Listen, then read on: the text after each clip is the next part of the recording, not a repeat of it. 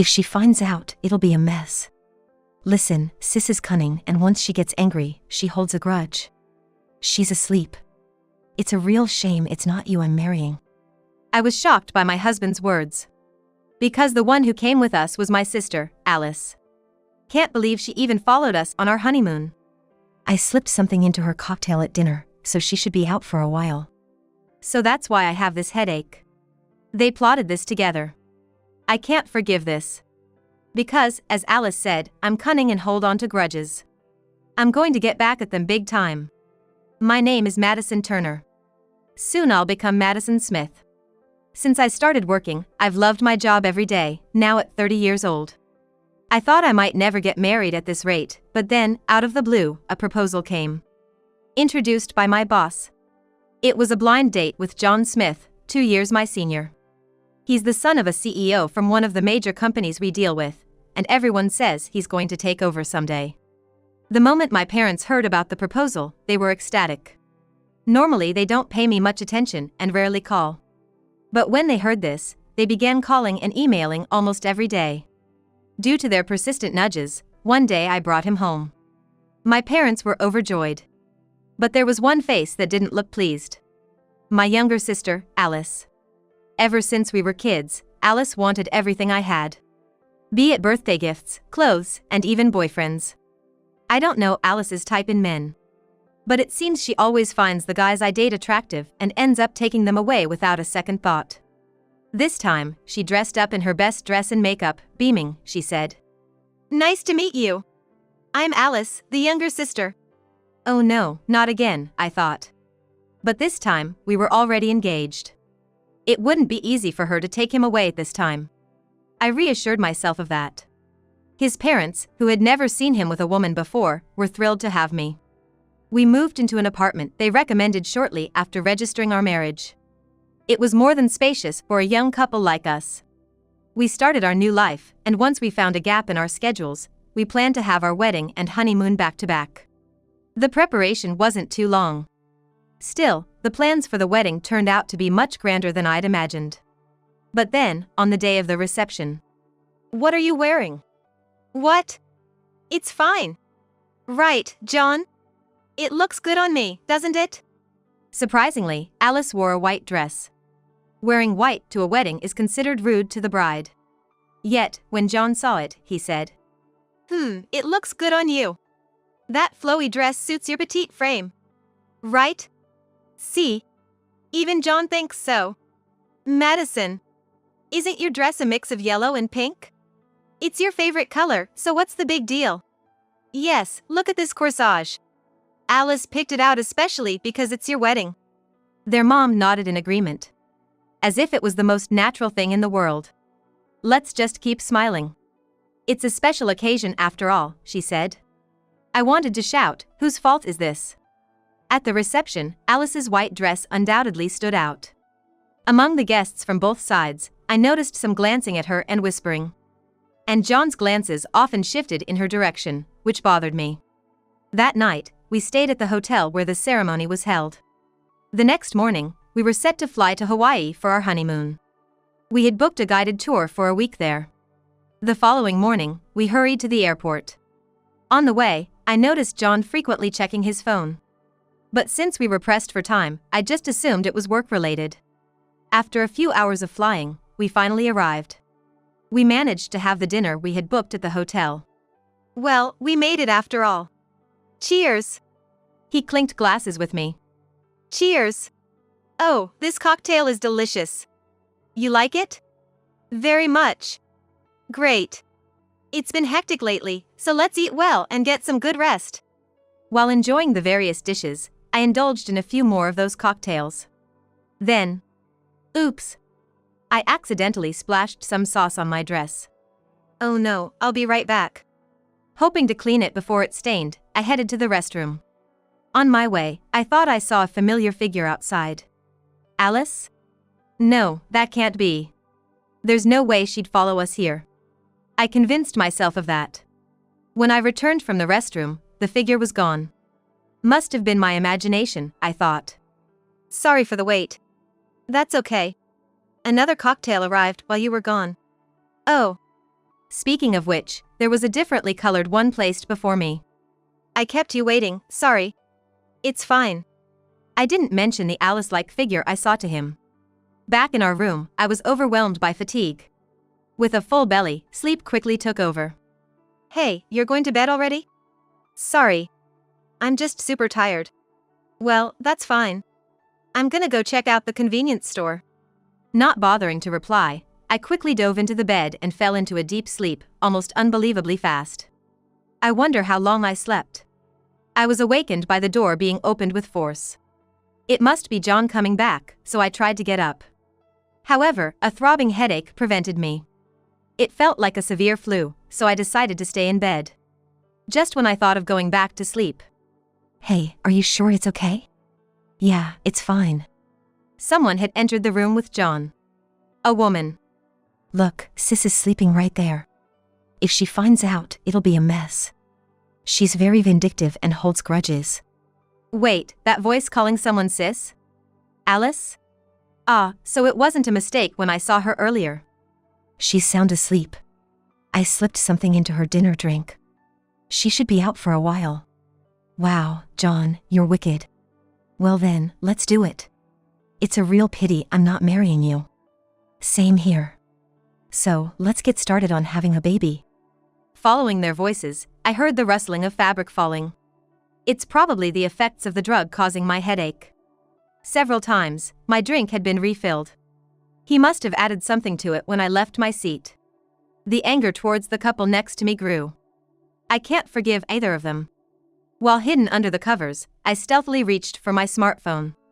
Capturing video would be tough, but I made sure to record their voices, thinking of the future. If I showed any sign of waking up, the ever-alert Alice would surely run away. Eventually, the two, seemingly satisfied, descended from the bed and headed to the bathroom. I seized the opportunity to photograph the messy bed and their scattered clothes, then dove back under the covers. Soon, they returned and started to put on their discarded clothes. It seemed pretty quick. Hey, what's the plan for today? I wanted to spend more time in the bath. Well, as Madison said, it's a guided tour package. If we don't stick to the schedule, we won't get to visit all the attractions. Wait, does that mean the guide will think I'm the bride today? That's exciting. Yeah, that's right, Alice. Today's plans.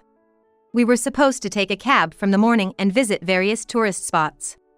If so, he'd be returning in the evening for sure. I believe watching the sunset at the beach was also in the itinerary. Given that, I had been pretending to sleep, staying still under the blankets until John and Alice left. The moment I heard the door close, I sprang up. The headache had subsided while I was astonished at their messy behaviors. The light streaming through the window showed it was still morning. Thinking it's the best time, I booked the earliest flight to JFK on my smartphone. The suitcase, which I had just opened without unpacking. I closed it again. Then, out of the blue, John's passport on the table caught my eye. I smirked and tucked it into my handbag. Somehow, I managed to catch a flight in the early afternoon and arrived at JFK. Upon checking my phone, there was an alarming number of missed calls and text messages. Reluctantly, I decided to return one of the calls. "Where the heck are you?" John's voice was so loud that I involuntarily pulled the phone away from my ear. "Hey! I noticed our luggage was missing and guess what? You checked out alone. What were you thinking?" "Oh, sorry about that. I'm at JFK now." "You're at JFK?" I remembered I had some urgent business to attend to. "You're still over there, right?" "Of course. I've got a week-long tour. I'll enjoy it even on my own." "Alone, huh? Well, enjoy your time then." I hung up after saying that. What to do next? The week went by in the blink of an eye. Just when I thought it was about time, a deluge of calls hit my phone again. I ignored them at first, but after a while, I picked up. "Hello? Hey, Madison. You don't happen to know where my passport is, do you?" "Your passport? What are you talking about?" "I can't seem to remember where I placed it." "Why would I know? Try remembering where you kept it on the first day. If you can't find it, just get a replacement." "What do you mean? Are you sure you don't know where it is?" "Why would I?" John was stumped. Well, in reality, I was the one who took it. But when asked directly, it's not something you can easily admit to. I didn't lie, though. Just get a replacement or whatever. You'll be able to come back. A replacement it is. All right, I'll get on it. I didn't have time to chat. I was really busy at that moment. If he had opted to get a travel document instead of a passport replacement, he'd probably be back sooner. But there was plenty to be done before that. And then, just over 10 days later, I finally got a message from John saying he had his passport reissued and was back. I easily guessed that Alice must have held him back. I wondered what Alice had told her family, so I called her family home. However, her parents were flustered and vague. And on the day they were supposed to return, waiting at home, I heard the sound of keys fumbling at the door. I also overheard a conversation. Hey, is it okay? Entering your place like this? It's fine, she's a workaholic. She's probably engrossed in work even now. Wait, what's with these shoes? A myriad of shoes was lined up in the entryway. There was an unbelievable number of shoes for just 2 people living together, and John's voice was trembling with distress.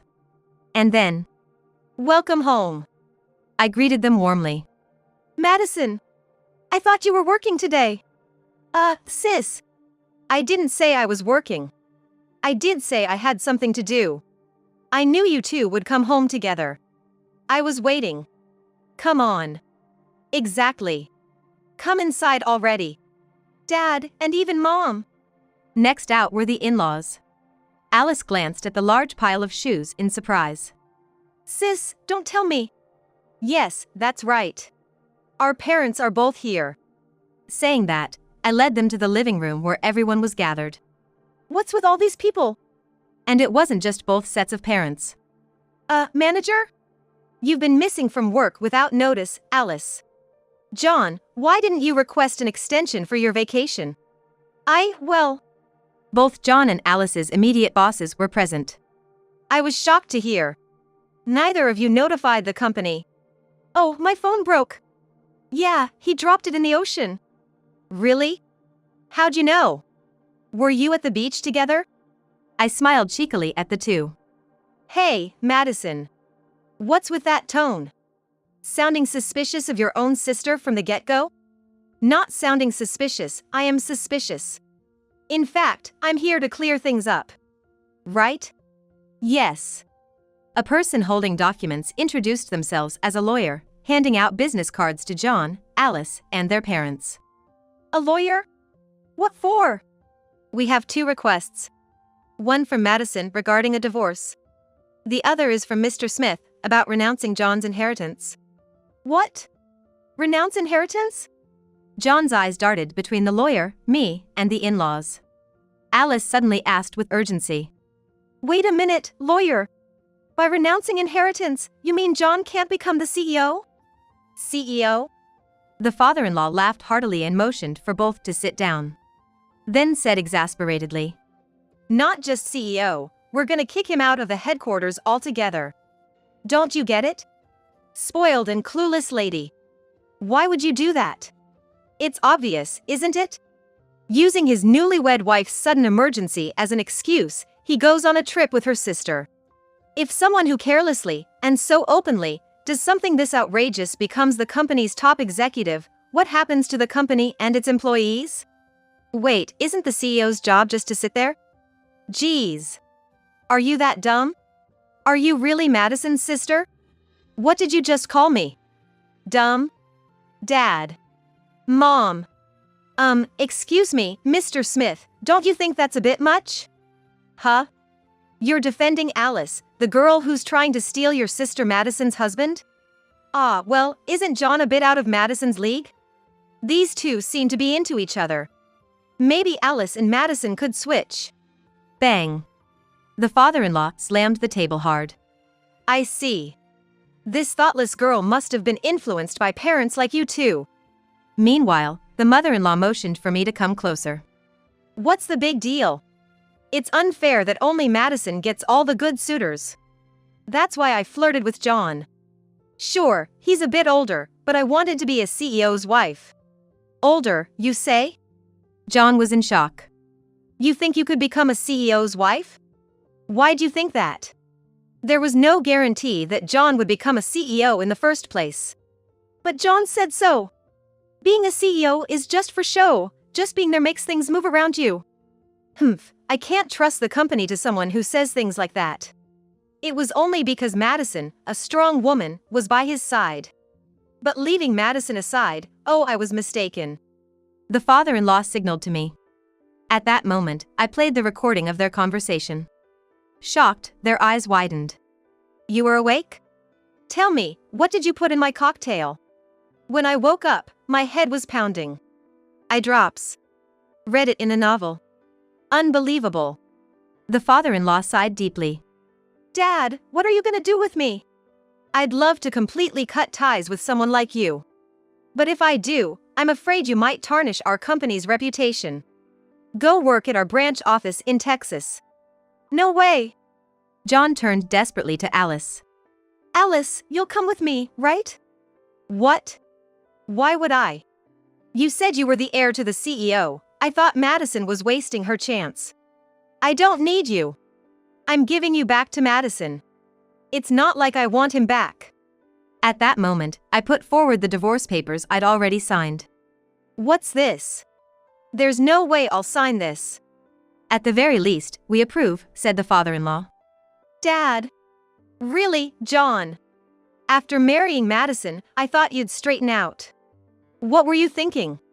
I couldn't help it. Alice was the one who seduced me. You, seriously. Why didn't you just say no? The mother-in-law snapped at her son. I'm truly sorry, Madison. Because of this idiot, you now have a divorce on your record.